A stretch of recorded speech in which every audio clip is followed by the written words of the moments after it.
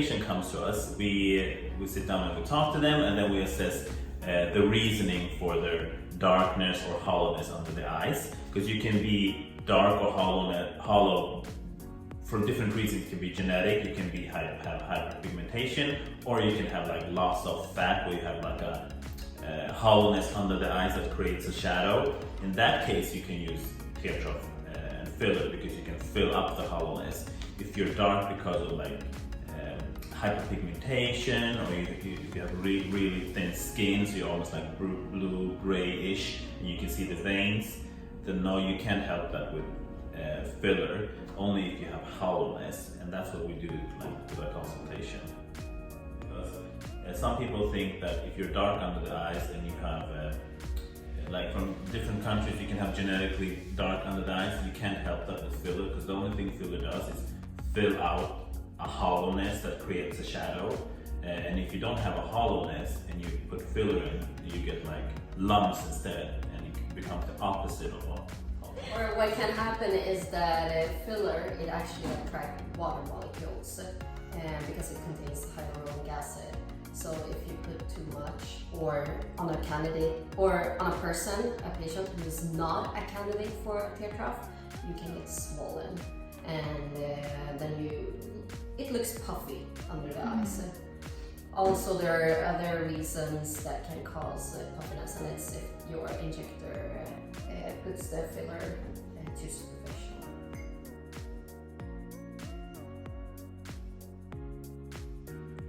Well, hollowness, as Oliver mentioned before, it can either be genetic, that you don't have that much fat tissue under your eyes, or it can be caused by aging too.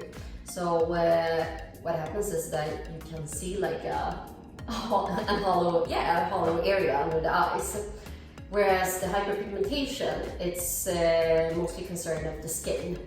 And by seeing what is actually causing the dark circles, is it hyperpigmentation or is it the hollowness, you can try to press this area of a patient, so it kind of gets like... Wait, can you see the difference?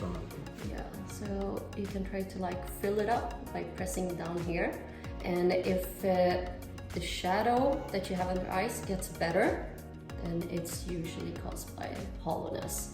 However, on some patients, like for example me also, I can do a tear trough treatment, but then I also have hyperpigmentation under my eyes, and it's very common if you have like darker skin. So then you notice that nothing happens when you press the area. You still see dark skin, like hyperpigmentation of the skin.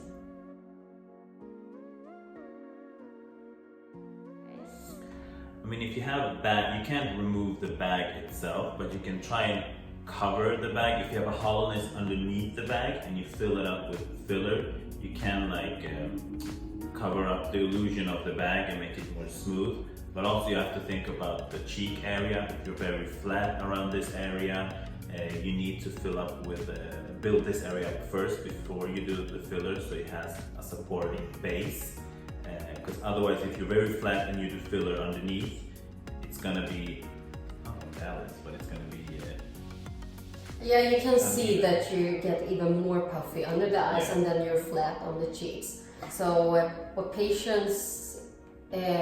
is important to know for the patients is that usually, or it's very like frequently, we do the cheeks together with the tear trough, because the tear trough needs supports from beneath it.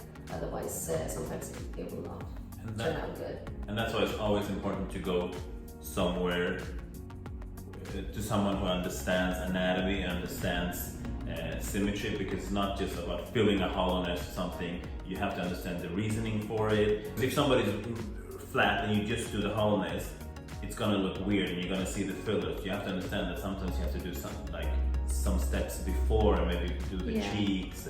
Consider the like face as a whole. Yeah, exactly. Or together with the tear trough treatment.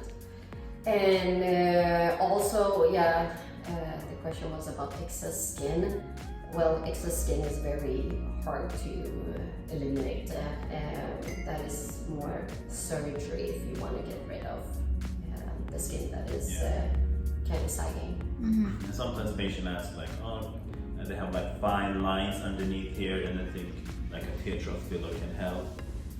I would say maybe try a Dermapen also. It can help for the fine lines. The fine lines is not really a tear trough treatment. Of course, it can help if you fill up a little bit, but it's more for hollowness than wrinkles. Yeah.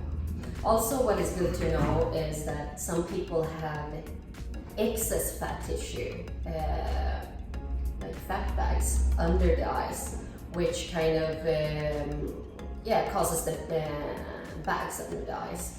And you have to be very careful filling those kind of patients. Then I would say it's rather better to do the anterior middle cheeks by filling this area rather than just going on the tear trough. Otherwise it will get even more baggy.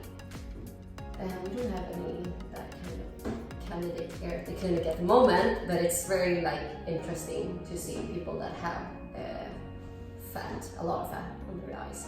And to get rid of that, it's also surgery if you want to get rid of the entire thing under the eyes, and then you can fill it up with a proper tear trough filler treatment. But I would say by doing the cheek part, it's very important on those patients, and not just go on the tear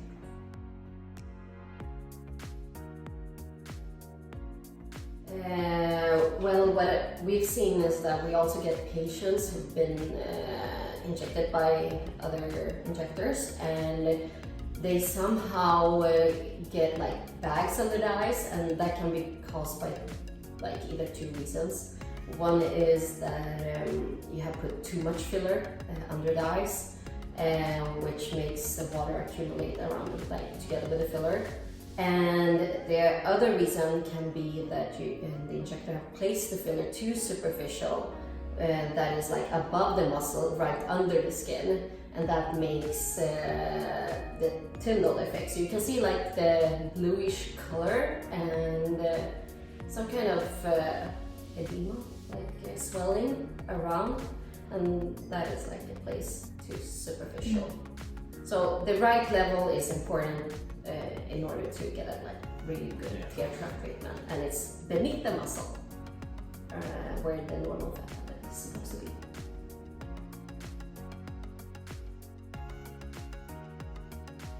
So we have a couple of examples here. One of our team member, Kunal, he's 27 years old and our CFO.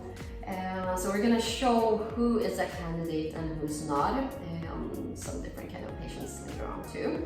So what Kunal is concerned with is your dark circles, right? You feel that you look tired all the time. Too many all-nighters working.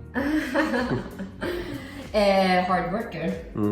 So I don't know if you can see it really clearly on the camera, but you see that he's a bit dark under the eyes in the tear trough area. And the reason he is darker there is he has a slight hollowness too. So a little bit of loss of fat tissue in this area here. So Kunal is a candidate for tear trough, and a little bit in the anterior middle cheeks to give it a support.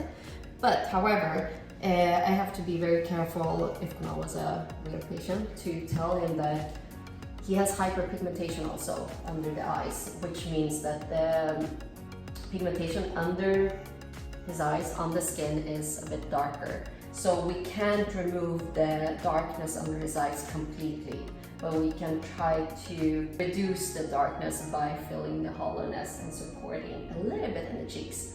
But we have to be careful with the support of the cheeks in this case, because he's a male, and male patients we're not supposed to fill apple cheeks on them. It gets too feminine then. So I would say Kunal is, yes, we can do a tear trough treatment on him, but we can't get we can't remove the dark circles completely. It's gonna be impossible because he has hyperpigmentation of the skin. Okay, so we have our next member here, which is Jennifer, and Jennifer is a nurse, ShapeBy, and Jennifer is 27 years old. Yes. Right? Yeah. And well, we're gonna have a look here. We had some makeup on, so I'm gonna remove it. Yeah, and that's strong because it's alcohol. Yeah.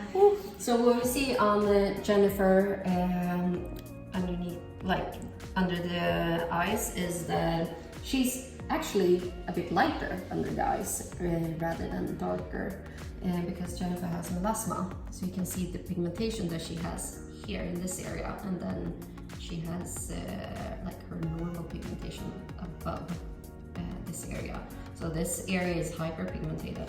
So she has melasma, and I would say that Jennifer is not really a candidate for a tear trough treatment, but also she has a groove beneath the tear trough area in this area here, which is also like common among some patients. And if you smile, Jennifer, is it visible in the camera? I don't know, but you can see the groove even. Even more when she's smiling in this light area. And for that, what we can do is we can place filler in that area instead, and that's beneath the tear trough area. Actually, it's some part of the cheeks. But you have to be very careful here because you have the infraorbital foramen where the infraorbital artery runs.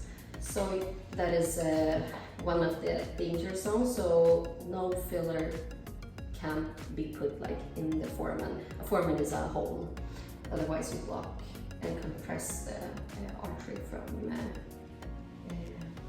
the exterior side. Yeah.